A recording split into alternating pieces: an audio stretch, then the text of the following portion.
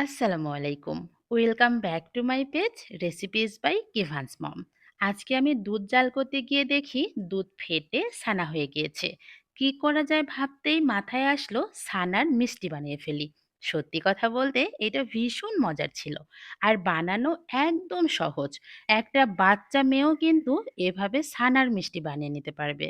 ছানার মিষ্টি বানানোর জন্য আমি এখানে আধা কেজির একটু বেশি দুধ থেকে যে ছানাটা ফেটে বের হয়েছে সেই ছানাটাই আমি নিয়েছি। আর একটা সুতি কাপড়ের মধ্যে নিয়ে ভালো করে পানি ঝরিয়ে নিয়েছি। এর মধ্যে ১ চামচের মতো দিয়ে দিলাম চিনি আর ১ চামচ দিয়ে দিয়েছি আটা। এখন এটা নাড়তে, নাড়তেই একটা সফট ডো তৈরি করে নিতে হবে।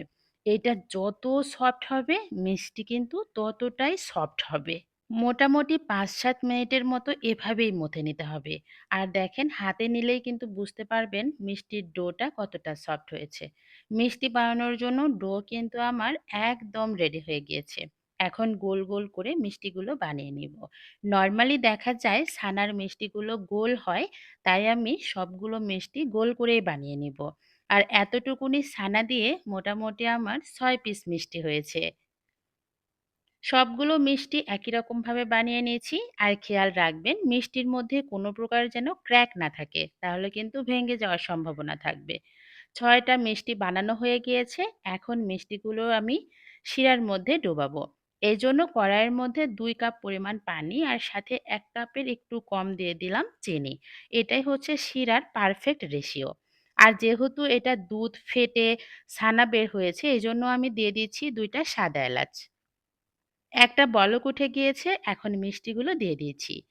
সবগুলো মিষ্টি দিয়ে ঢাকনা দিয়ে ঢেকে মিডিয়াম হিটে আমি জাল করব মোটামুটি ১৫ থেকে ২০ মিনিট। আর এর মাঝেই কিন্তু মিষ্টিগুলো মাশাআল্লাহ বড় হওয়া শুরু হয়েছে। ছোট, ছোট মিষ্টিগুলো দেখেন কত বড় হয়েছে। এটা খেতেও কিন্তু ভীষণ মজার। মিষ্টিগুলো কিন্তু হয়ে গিয়েছে। দেখতেই মনে হচ্ছে কতটা লোভনীয়, তাই না? আরেকটা কথা বলে রাখি, আমি যেহেতু লাল চিনি ব্যবহার করেছি, তাই আমার মিষ্টির কালারটা কিন্তু একটু লাল এসেছে। সাদা চিনি ব্যবহার করলে একদম ছানার মিষ্টির যে কালারটা মানে সাদা কালার সেটাই আসতো। পরবর্তীতে আমার মনে হয়েছে সাদা চিনি ব্যবহার করাটাই ভালো ছিল। তো যাই হোক, এখন আমি মিষ্টিগুলো পরিবেশন করে নিচ্ছি। একটা বাটির মধ্যে নিয়ে আমি শিরা ঢেলে নিচ্ছি। এরপরে মোটামুটি আমি একটু ঠান্ডা হওয়ার জন্যে রেস্টে রেখে দিব। একটু ঠান্ডা হওয়ার পরে কিন্তু এই শিরাগুলো যখন মিষ্টির মধ্যে ডুবে যাবে, তখন কিন্তু মিষ্টি খেতে আরো বেশি মজা হবে।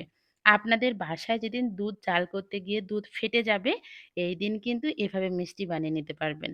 কথা দিচ্ছি আপনাদেরকে, এটা খেতে ভীষণ ভালো হয়। তো সবাই ভালো থাকবেন। Thanks for watching. আল্লাহ হাফেজ।